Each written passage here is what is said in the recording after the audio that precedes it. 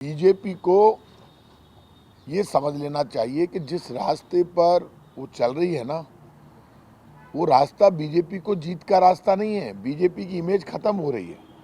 BJP जिस तरह से बयान दे रही है, मुझे एक बात बताइए, दो भाई लड़ते हैं, एक परिवार में झगड़ा होता है ज़मीन को लेकर, और जो गांव में है खेत जितने भी हैं वो ढाणियों में होते हैं, आसपास पुलिस थाने है नहीं। तो एक परिवार में झगड़ा होता है, झगड़े के बाद जो आदमी मार रहा है वो तो पापी है, उसका तो अंत ठाकुर जी करेंगे, वो बच ही नहीं सकता, गंदा आदमी है।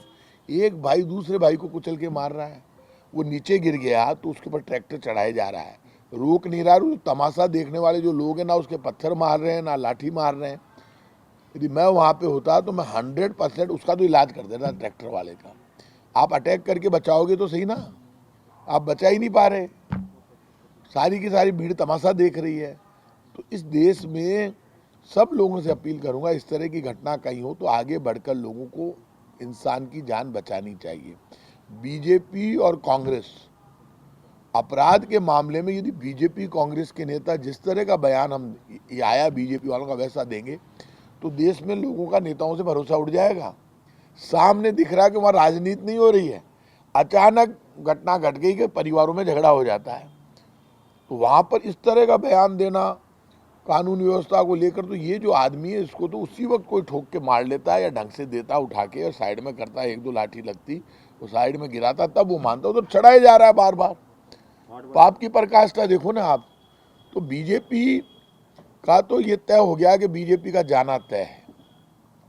कहते हैं ना कि वो कि जहाँ को प्रभु दारुण दुख दे ताकि मति पहले हर ली, तो इनकी बुद्धि हर ली भगवान ने बीजेपी वालों की। इसलिए बीजेपी वाले बकवास करते रहते हैं। यार आप मुझे ये बताइए, लॉ एंड ऑर्डर की आप बात कर रहे हो, ये जो घटना है ये अचानक घटी हुई घटना है, और ये कहीं पर भी इस तरह से परिवार में हो जाता है, पुलिस पहुंचने में टाइम लगता है।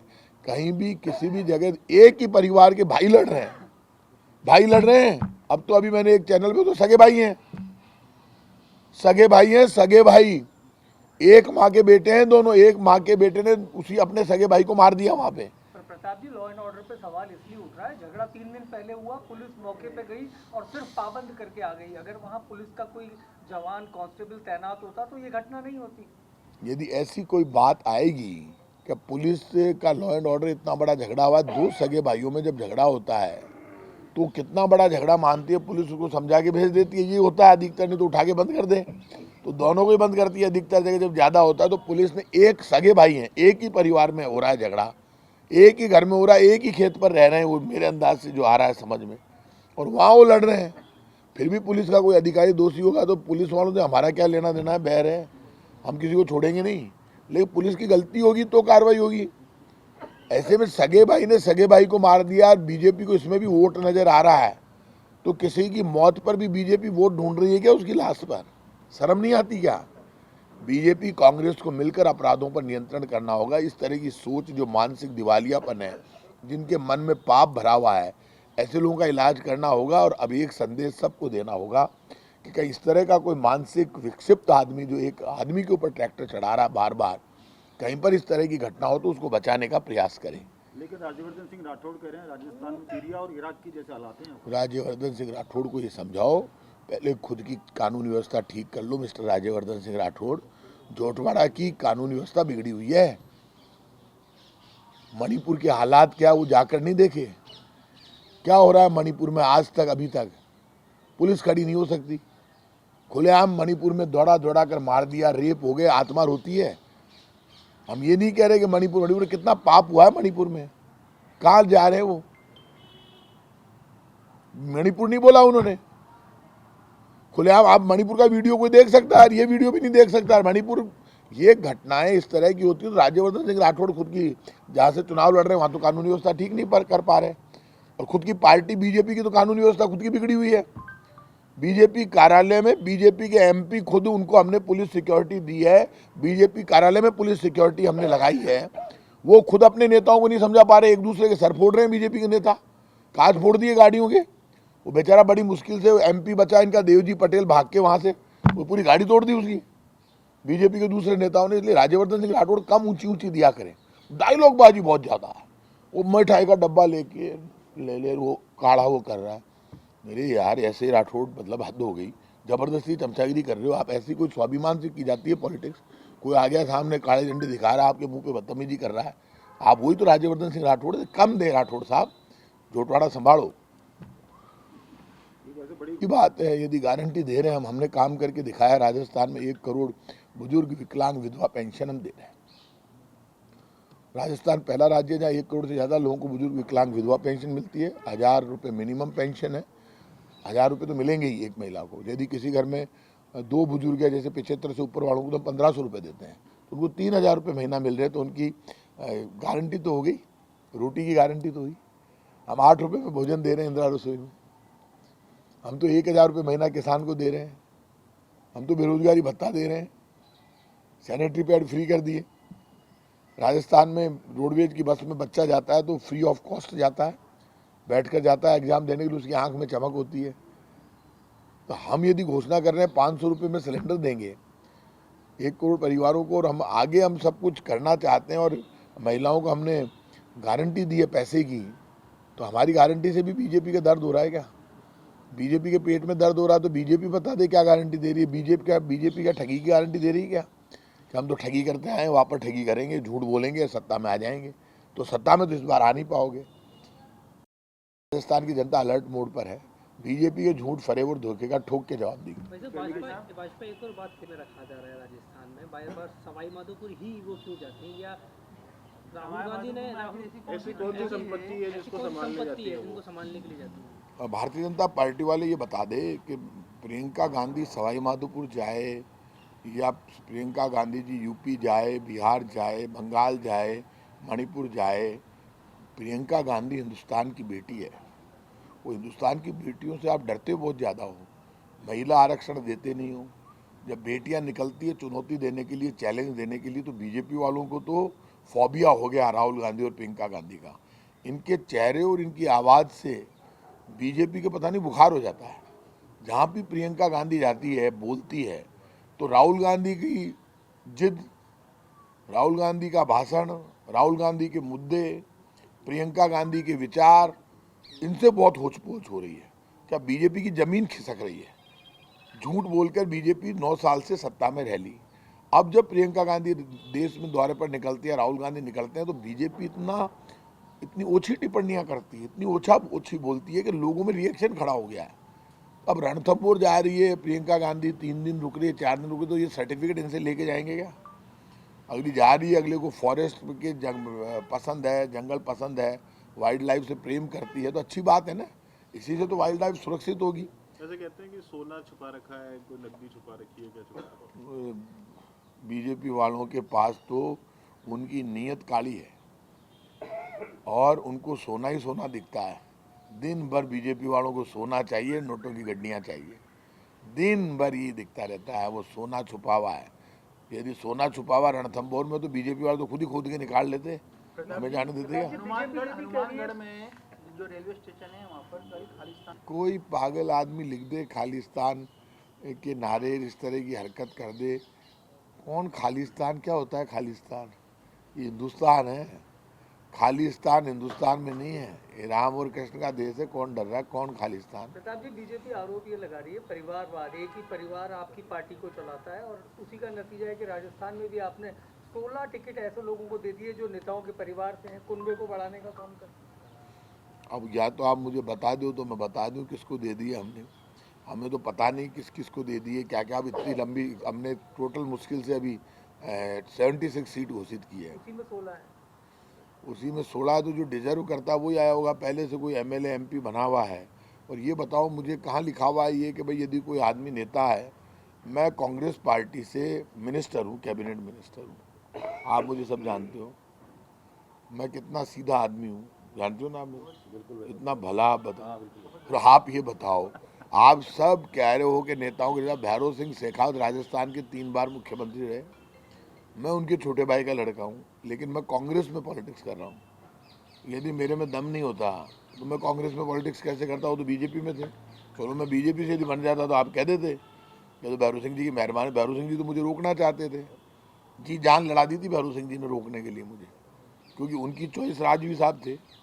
तो राजवी साहब के लिए वो परिवार के दबाव में उन्होंने ये सब कुछ कर दिया उस वक्त, लेकिन वो उनकी अंतरात्मा जानती थी। वो मुझे कहते थे कई बार जब मेरी बात होती कि यार तने कौन रोक सके, मैं कितो ही रोक लूँ, तू रुकवाड़ो तो है वो नहीं, थार में गट्स है।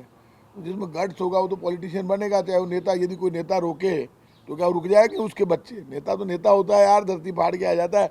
ज़्यादा दिन नहीं चलते, जो मेहरबानी से राजनीति में आते हैं ना वो ज़्यादा दिन नहीं चलते। शेखावत जी भी जानते थे। शुरू से जानते हो, मैं पढ़ता हूँ जब से। आप बताओ कितना सीधा हूँ मैं। पहले तो अकेला था, दोनों पार्टियों से लड़ता था, याद है आपको? मैं पहले अकेला था भैया, पॉलिटिकल पार्टियों के खिलाफ। राजस्थान में फ्री थिंकर्स का ग्रुप मैंने खड़ा किया, यूथ मूवमेंट मैंने चलाए, प्राइम मिनिस्टर को उतरने नहीं दिया, धरती पे ऊपर घूमता रहा प्राइम मिनिस्टर का भाई जाए ऊपर,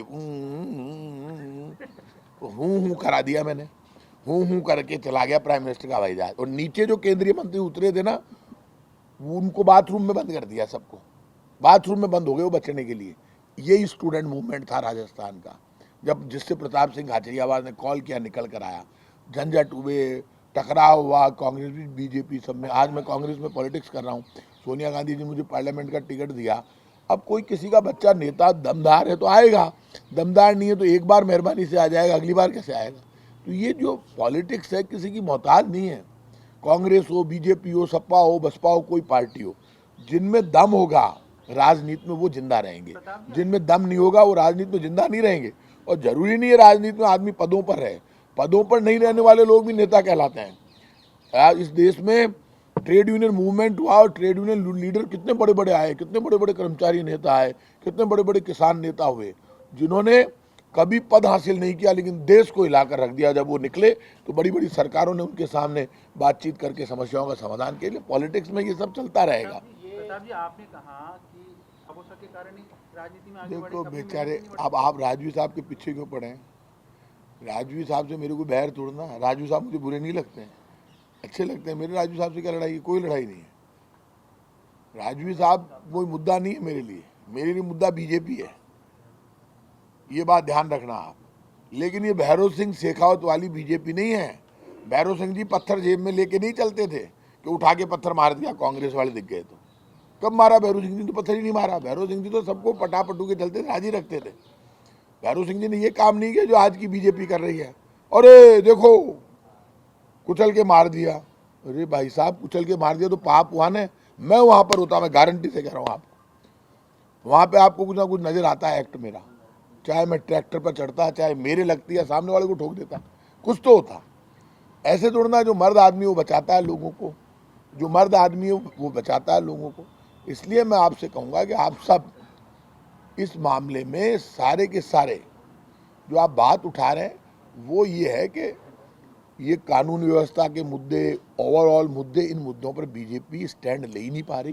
बीजेपी की जो कलेक्टिव लीडरशिप होनी चाहिए वो नजर नहीं आ रही। बीजेपी बिखरी हुई है, एक नेता यहाँ पर कोई और बयान दे रहा है, दूसरा नेता कोई और बयान दे रहा है।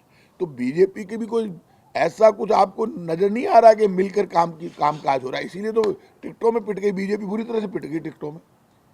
बीजेपी की हालत खराब है। तीन प्रमुख सीटें हैं, सिविल लाइंस, प्रत्याशी अब तक उतारे नहीं है, जबकि 124 के करीब इन्होंने प्रत्याशी तय कर दिया आपको जाने। ऐसा क्यों? देखिए, भगवान की मेहरबानी है। कल मैं श्यामनगर, हमारे यहाँ एक विधानसभा, मेरे विधानसभा क्षेत्र में दशहरे का मेला था, वहाँ कल मैं गया और वहाँ पर हजारों लोगों की भीड़ थी। मैंने वहाँ बात की, उनसे वोट मांगा, सबने हाथ खड़े करके जिंदाबाद लगा के मेरे को समर्थन दिया। वोट ऐसे ही मांगा जाता है, डर के नहीं। वहाँ कौन भीड़ थी, क्या था? दशहरे मेले में मांग रहा हूँ।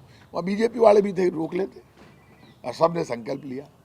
इस बार ठाकुर जी की स्पेशल मेहरबानी है, बड़े अंतर से हराएंगे सिविल लाइन्स में बीजेपी को ठोक के। अब उनका कैंडिडेट नहीं आया, इससे मैं क्या कर सकता हूँ? तो उनको लाना है, चाहे सरदारपुरा, टोंक, सिविल लाइन्स ले आए। सर, ये एक आप कहते हैं कि प्रधानमंत्री मोदी जब स्पीच देने आते हैं, आज प्रियंका गांधी ने मोदी जी की बात को कहा कि जो लिफाफा डाला था उन्होंने मंदिर में, उसमें 21 रुपये निकले थे। जबकि मलारना डूंगर के ही पंडित ने उस वक्त भी बोला था वाइट की प्रधानमंत्री नरेंद्र मोदी ने 1111 रुपये उसमें दान पात्र में डाले। तो सही जानकारी प्रियंका जी को नहीं दी गई या मलारना डूंगर के महंत झूठ बोल रहे हैं? अच्छा, मान लो 1111 रुपये का लिफाफा प्रधानमंत्री जी ने डाला। वहाँ लोग उम्मीद कर रहे थे कि वहाँ पे 100 करोड़ रुपए हम गोविंद देव जी के मंदिर में खर्च कर रहे हैं। गोविंद देव जी में विकास की जो पेटी है, जो मंदिर की पेटी है, उसमें अशोक गहलोत ने 100 करोड़ रुपए डाले। और प्रधानमंत्री जी ने 1111 रुपये डाले। ठाकुर गोविंद देव जी हमारे आराध्य देव है जयपुर के, पूरा देश उनको मानता है। 3 विग्रह स्पेशल है कृष्ण के। ठाकुर गोविंद देव जी जयपुर, जिनके लिए कहा जाता है कि इनको भी वृंदावन से लाए गए थे, मदन मोहन जी करौली, और जयपुर के गोपाल जी। आप क्या बात करते हो यार। लोग ये इश्यू सवाल क्यों उठा कि प्रधानमंत्री कोई बड़ी राशि खर्च करेंगे, वहाँ प्रधानमंत्री कोष से या कहीं से 200-500 करोड़ रुपए लगाएंगे। यदि उन्होंने 1111 रुपये को 21 रुपये कह दिया, मेरी जानकारी में नहीं है, तो क्या हो गया यार, राशि ऊपर नीचे हो गई तो कहीं होगी, भी में कोई गलत कर दी गई, कह दिया निकल गई, तो आप बीजेपी वाले बता दे कि भाई साहब देखो हमने 21 रुपये नहीं डाले, 1111 डाले, तो हमारे 1111 को 21 मत करो, धन्यवाद आपने 1111 दिए। यदि उसको आप में तकलीफ हो रही है बीजेपी प्रदेश नेतृत्व को कि 1111 राशि नहीं बोली, तो आपका बीच का दंड वो आप मेरे से ले जाओ, हम वो चढ़ा देंगे आपकी तरफ से। मैं देता हूँ बीजेपी वालों को 1111 राशि, जो इतना उनकी तकलीफ हुई है तो 1111 हमसे ले लो, आओ उनको दे देते हैं। मंदिर में जो चढ़ाए वो हमसे ले ले, इतना दर्द हो रहा है मंदिर में चढ़ाने का भी। एक वैसा वो डेलीगेशन मिला आज चुनाव आयोग की शिकायत सेक्रेटरी को हटाया गया, बीजेपी का डेलीगेशन मिला। तो यार चीफ सेक्रेटरी को तो बीजेपी वालों ने एक्सटेंशन दिया है। केंद्र सरकार एक्सटेंशन देती है चीफ सेक्रेटरी को, और अब केंद्र सरकार कह रही है कि बीजेपी वाले कह रहे हटाया जाए। अरे बीजेपी वालों कोई मति भ्रम हो गया क्या, आपके दिमाग खराब है क्या, बिल्कुल ही मानसिक संतुलन बिगड़ गया। बीजेपी वालों ने बनाया चीफ सेक्रेटरी को, तो इनके हाथ में था, हमने तो एक्सटेंशन का लेटर लिखा, उन्होंने मोहर लगा के कहा कि यही रहेगी, चल बढ़ा लो। तो कार्यकाल आपने बढ़ाया, हमने नहीं बढ़ाया। भाई साहब क्यों परेशान हो रहे हो, इतना दर्द क्यों हो रहा है चीफ सेक्रेटरी से? दिल्ली में मिले हैं, तब आपको दिल्ली वालों ने लिफ्ट नहीं दी थी क्या? दिल्ली में मिले अर्जुन राम मेघवाल जी मुख्य चुनाव आयुक्त, उनको भी शिकायत की। नहीं तो वो इसलिए की वो दूसरा वाला जो प्रकरण था प्रियंका गांधी वाला, वो प्रधानमंत्री जी को लेकर गया था, उसको हमने शिकायत करी, बार वो बीजेपी। भाई साहब इतना दर्द हुआ है प्रधानमंत्री जी का, सब लोग कोई भी प्रियंका गांधी जी, राहुल गांधी जी सब सम्मान करते हैं। लिफाफे में राशि लेके ऊपर नीचे हो गई, 1111 को उन्होंने 21 रुपये बोल दिया, तो इसमें आप क्या चाहते हो हमसे? मैं समझ नहीं रहा। बीजेपी का क्या इशू ही नहीं है ये, बिना इशू के बीजेपी को अर्जुन राम मेघवाल जी तो क्या है बहुत ऊंची ऊंची देते हैं, तो घमंड हो गया केंद्रीय मंत्री बने बाद, अपने आप ने कहा कहीं समझे। कैलाश मेघवाल के मुद्दों का जवाब दो अर्जुन राम मेघवाल जी, आपका हिसाब किताब बराबर कर दिया उन्होंने, फालतू कम दिया करो, इतना घमंड मत करो, थोड़ा धरती पर चलो। बीजेपी के नेता कह रहे हैं कि किसी का बयान दिखा देते हो, किसी बीजेपी के एमएलए का, मिनिस्टर का, एमपी का बयान दिखाओ मेरे मुकाबले। कल एक पता नहीं कौन बच्चा वहाँ बोल रहा था, मैं उसको जानता ही नहीं, कौन है ये, मैं जानता ही नहीं, कौन है, कौन भारद्वाज क्या है, जिसने राजस्थान की धरती को घुटनों से नाप दिया, ऊंची ऊंची दे रहा है। प्रताप सिंह जी आजकल ऐसे हो गए, तो तू है कौन यार, मैं जानू ही को नहीं, तने टाबर है कौन? कोई और आदमी से बयान ले मेरे मुकाबले, मैं जानता ही नहीं, पता नहीं क्या क्या बोल रहा, मैं सुन रहा, मैंने कहा यार ये चैनल वाले भी महान है, और कोई नहीं मिला, रास्ते चलते बाहर जाते ही ले लेना, आप बाहर जाते ही ले लेना, गलत बात है। फिर आपको क्या बयान दे, आपको ढंग के आदमी से लिया करो, तो आइंदा से हम ध्यान रखें भी। जबरदस्ती मैं जानता ही नहीं कौन है, मैं पूछे रू कौन है, वो खटू पकड़ लियो इन्हें, मैं जानता ही नहीं उसको, पब्लिक भी नहीं जानती, पब्लिक हंस रही है, बोले कौन है वो, प्रताप सिंह के ऊपर बोल रही है।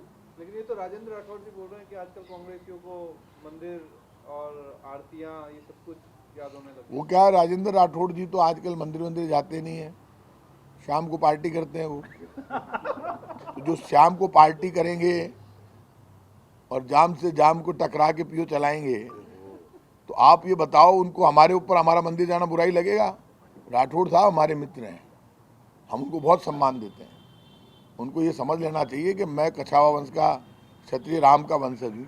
एक बीजेपी के फर्जी नेता छोटे मोटे छुटभइये वो बोले नकली राम के वंशज है। मैंने, तुम्हारा बाप भैरव सिंह शेखावत भी नकली था क्या? इनके पिताजी है ना भैरव सिंह शेखावत, तो कह दे हमारे पिताजी नहीं है, और इस चुनाव में कह के देखे बीजेपी, ये कह के भैरव सिंह जी इनके पिताजी नहीं है, घोषणा करे बीजेपी, फिर मैं बताता हूँ इनकी कितनी सीटें आती है। भैरव सिंह जी तो इनके पिताजी हैं, वो तो कछावा वंश के क्षत्रिय हैं, हम लोग भगवान राम के वंशज है। लोग वो भी बोलने लगे, वो भी है वंशज जो कभी बोलते नहीं थे। तो मैं यदि ये बोलता हूँ तो मेरे में दम है, इसलिए बोलता हूँ मैं राम का वंशज हूँ। और फिर भी बीजेपी के दर्द है तो कभी आ जाए यार, रास्ते में रोक लेना, पता चल जाएगा कौन राम का वंशज है। मैंने मना तोड़ना किया है। यूनिवर्सिटी से लेकर यहाँ तक मैं तो खुला ही तो घूम रहा हूँ। पहले तो बीजेपी कांग्रेस में भी नहीं था मैं तो, और बीजेपी में भी नहीं था, अकेला था भाई। तब भी कहता था मैं राम का वंशज हूँ, तब भी मेरे से तो ये नहीं भिड़े। मैं बिल्कुल यंग था, यूनिवर्सिटी में पढ़ता, तब भी कहता था। अब अचानक बीजेपी का दर चालू हुआ कि यार राम का वंशज कहने में भी कोई दम है, तो आपने ही में भी ले, तो अखबार में नीचे लिखते हैं ये राम के वंशज है। तो हमने कब कहा आप राम के वंशज नहीं है? इतना दिन बात किया है, आयो था ना याद, प्रताप सिंह के राम का वंशज कहते ही वो सब हो गए। अब वो बीजेपी वाले कह रहे हैं ये नकली है, तो तेरे पिताजी भी नकली थे क्या भैरू सिंह जी? वो तो तुम्हारे बाबूसा हैं, बीजेपी वाले कहते हैं माँ का बाबूसा, माँ का बाप है। पार्टी के तो बाप ही है भैरू सिंह जी, पार्टी खड़ी करने वाले हैं। यदि आप कह दो अटल बिहारी वाजपेयी भैरू सिंह से कहा तो अडवाणी जी हमारे पिताजी नहीं, उन्होंने पार्टी खड़ी नहीं की। पिता के मुकाबले तो सम्मान दोगे उनका, या वो भी बंद कर दोगे? राजवी साहब से भी मैं इसलिए नाराज हुआ कि राजवी साहब ने, मैं इसलिए नाराज नहीं हुई राजनीति के कारण, उन्होंने जो कछावा वंश पे बोला वो मुझे बहुत बुरा लगा। वो कैसे बोल सकते हैं? आप जिन भैरू सिंह शेखावत के भरोसे राजनीति में आए, आप उनके वंश को चैलेंज कर रहे हो। भाई साहब इतना तो मत करो, आप हमारे जवाई हो, आपका हाथ जोड़कर सम्मान, लेकिन हमारे वंश को चैलेंज मत करो, कम से कम हाथ जोड़कर आपसे विनती है। एक अंतिम सवाल है, भाजपा का ये दिखाई दे रहा है एक भी मुस्लिम चेहरा सूची के अंदर नहीं दिखाई दे रहा। देखो बीजेपी हिंदू लड़ाए, मुसलमान लड़ाए, सिख लड़ाए, ईसाई लड़ाए, हमें कोई दिक्कत नहीं है। मैं इस इश्यू पे ज़्यादा बोलना ही नहीं चाहता। बीजेपी चाहती है कि हम इस एजेंडे पे बोलें, हमें तो बीजेपी का एजेंडा साफ करना है, निपटाना है। बीजेपी का एजेंडा नहीं चलेगा, बीजेपी को बड़ा दर्द हो गया। मैंने कल ये बयान दिया कि मंदिरों में सब जगह गेट लगे हुए, मंदिर की पूजा वूजा होने के बाद पट बंद होते हैं। अब इस वक्त बीजेपी के नेता कुछ भी कर सकते हैं, मंदिर में भी, बाहर भी, दंगा फसाद, क्योंकि बीजेपी की दुकान चल नहीं रही। अभी बीजेपी के अंदर दंगा चल रहा है, दे लट दे पत्थर, आजा तू आके देख मेरे मोहल्ले में, मैं तेरे से निपटूंगा। तो हम तो ना लड़ रहे हैं बीजेपी के नेताओं से, तो बीजेपी वाले आपस में लड़ रहे हैं, हमारा कोई लेना देना नहीं है।